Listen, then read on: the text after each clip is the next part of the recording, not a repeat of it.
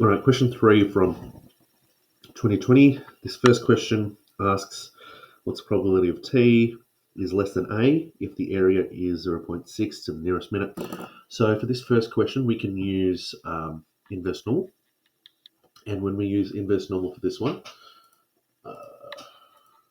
we can go menu, probability, distributions, inverse normal. And then we can type in what we need to, which is, in this case, the area was 0.6. The mean was 0, standard deviation 4.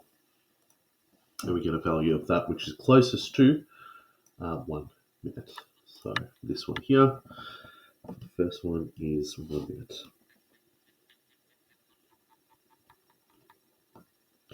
Find the probability, correct 3 decimal places, of delivery being no later than 3 minutes after its scheduled delivery time, given that it arrives after its scheduled delivery time. So we're trying to find now the probability that the time is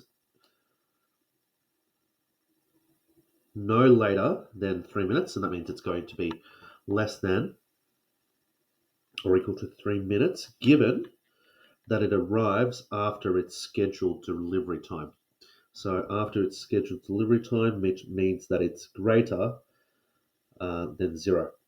Now it can't be 0 because if it's 0, it's on its delivery time.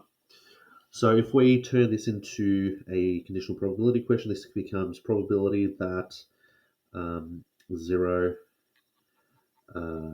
t and 3 over the probability of the one on the right, which is probability that t is greater than 0. Okay, if we put this onto the CAS as the alright, so when we go into the CAS, we can go menu, probability distributions, and we're going to go normal CDF. The lower bound is from 0, the upper bound is to 3, the mean is 0, and the standard deviation is 4. Okay, that's that. And what's the probability that t is greater than 0? That's 0.5, because that's the mean, divided by 0.5. And you get the answer 0.547.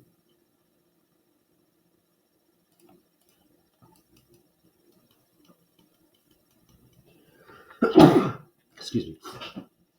All right, so next question. It's asking us now to find such that the area is 46.48 and you've got this particular bound over the interval. You're trying to find the value of k. And now, all right, so this next question, it's really asking you that if you know, for example, if we know that norm, I'm going to assume this, norm CDF of the lower bound of -3, upper bound of 2, a mean of 0, and a standard deviation of 4 is equal to 0.4648. If that's the case, what will the particular mean be if you did the exact same thing? So norm CDF such that you've got the lower bound of -4.5, upper bound of 0.5, the mean of k, standard deviation of 4 is equal to 0.4648, comma k. Solve, comma k. All right, when we solve this, we get a k value of -1.5. Now, if you get a k value of -1.5, it means that that will satisfy this condition. I'm looking at the fact that it's 3 marks. It might be something that's requires a bit of working, but nevertheless, this is something that conceptually, it's really something you can just do on the CAS. I'll come back to that one if I come back in with any other thoughts. Now, the next question, question D. All right, so this next question here, 8 deliveries. fewer than half of them arrive on time, there's a 0.85 probability that each delivery will arrive on time early. So we've got success or failure, and we've also got multiple trials. So in this case, I would say E is distributed such that it's binomial, and that we've got 8, and that the probability of success is 0.85. And then from here, what we can do is we can say E, or probability of E is less than 4, is the same as saying the probability that E is less than or equal to 3, such that when we use binom CDF, binom CDF, we need 8, 0, and then 0.85, 0, 3. It's a lower and upper bound, and we get a value of 0.02, so 0.003 roughly. All right, next one. It's saying express in terms of n the probability that one or more deliveries will not arrive on time or earlier. So what we can do is one of the deliveries will not arrive on time. So what we can do here is we now have something that is late.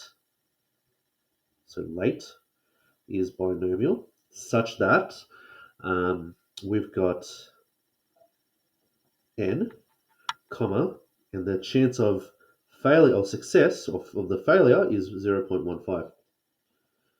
So what we need to do here is we can work out, so one or more, which means we can take the complement.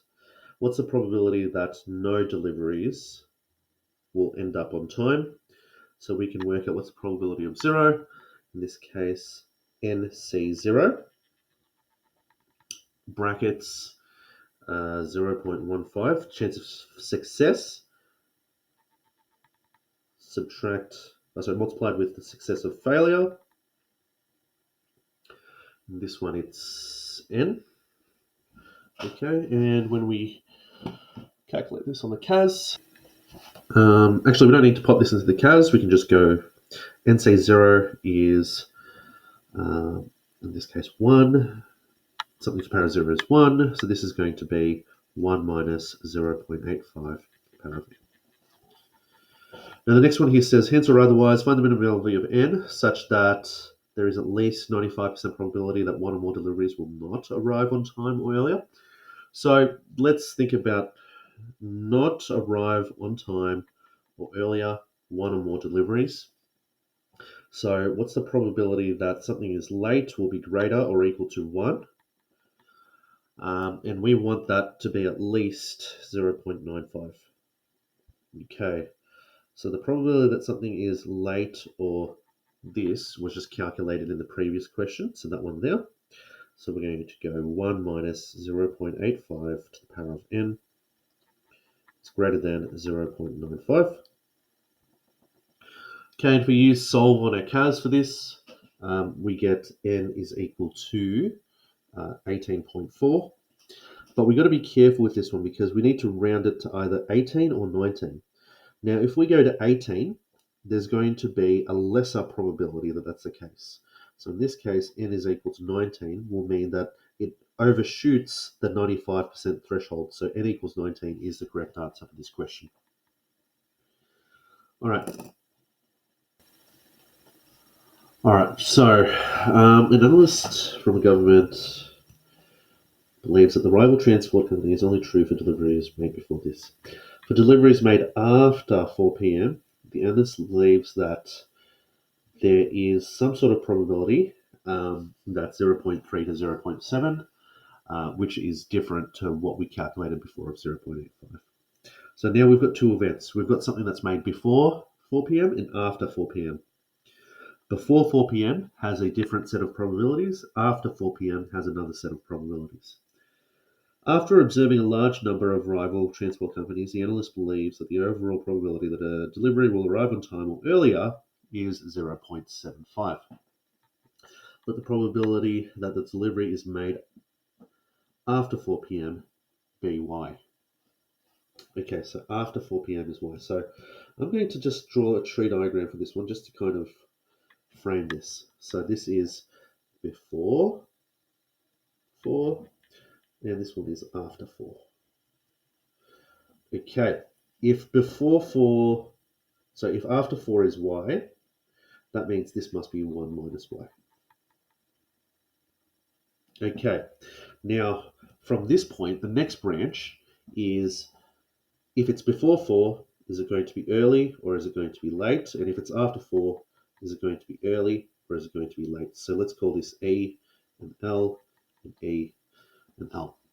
Now from this, we calculated before, if it was before 4, that it was 0.85. So just making sure that that's still the case. Okay, 0.85. Okay, before 4. Now how do we know that? It says that the claim here before 4 is applicable to pretty much previous elements of the question. So this is 0.85. Hence, if it's going to be late, it's 0.15.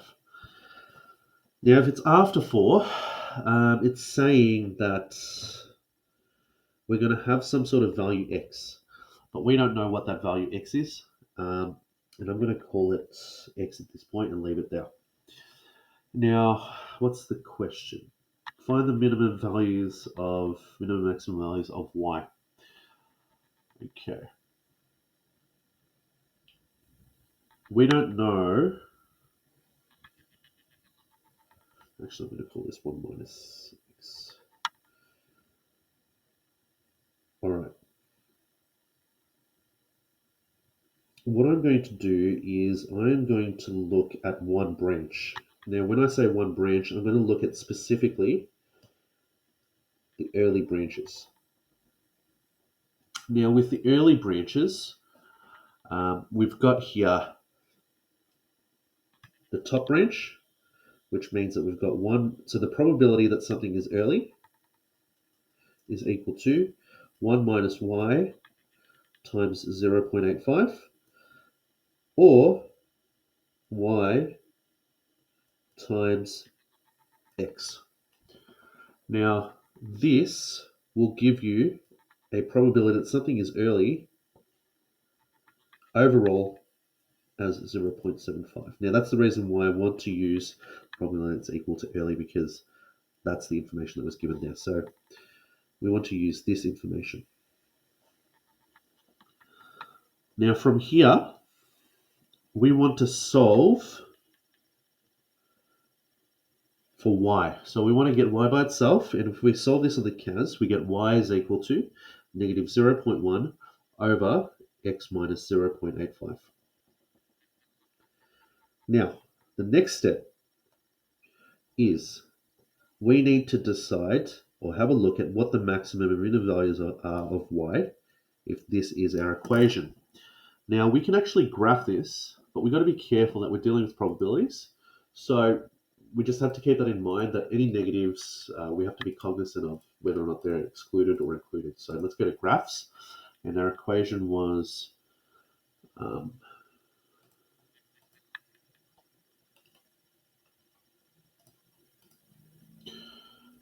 negative 0.1 over x minus 0.85. Okay, we've got some sort of hyperbola relationship here. Now, we have to look at the x values. The x values that we were given was that x could be in between 0.3 and 0.7. So if I try to find those values, so I'm going to just use the relation function here. X equals 0.3, x equals 0.7.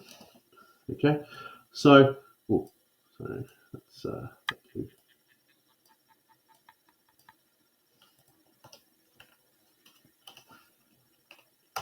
so we can tell that with this graph, the maximum value, or the maximum probability, will occur when x is equal to 0.7, because it's the highest point on that graph, and the lowest the minimum value will occur when x is equal to 0.3, which is on this graph. So I guess at this point, we need to analyze what are those values. So at x is equal to